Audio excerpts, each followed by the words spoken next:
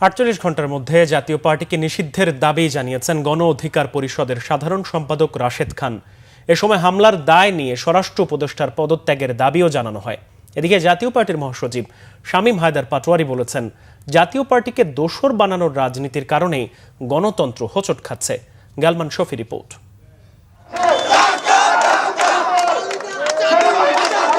গণ অধিকার পরিষদের সভাপতি নুরুল হক নূর সহ নেতাদের উপর হামলার প্রতিবাদে শনিবার রাজধানীর বিজয়নগরে সমাবেশ ও বিক্ষোভ মিছিল করে গণ অধিকার পরিষদ।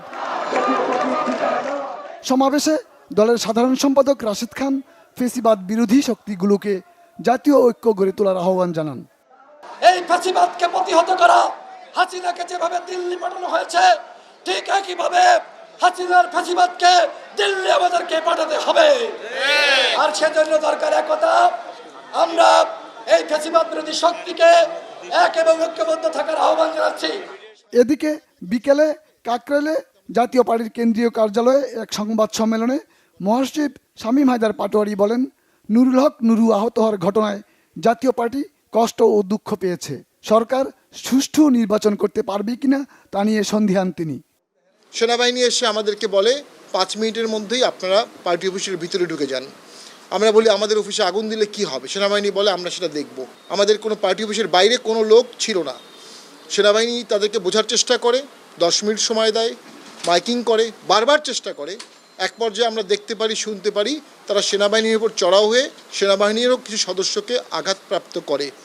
ইউনিফর্ম পরা পুলিশ এবং ইউনিফর্ম পরা সেনা সদস্যকে এভাবে আঘাত করা রাষ্ট্রদ্রোহিতার শামিল, রাষ্ট্রের মূল কাঠামোয় চির ধরার শামিল। পরবর্তীতে সেনাবাহিনী একটা পর্যায়ে ডিসব্যান্ডেল করার জন্য যৌথ বাহিনী সেখানে লাঠিচার্জ করে।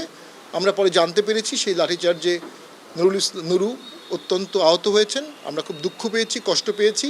বিকেলে পার্টির কার্যালয়ে পূর্ব ঘোষিত কর্মসূচিতে চেয়ারম্যান জিএম কাদেরের উপস্থিত থাকার কথা থাকলেও নিরাপত্তার কারণে তিনি আসেননি। গালমান শফি, বাংলা ভিশন, ঢাকা।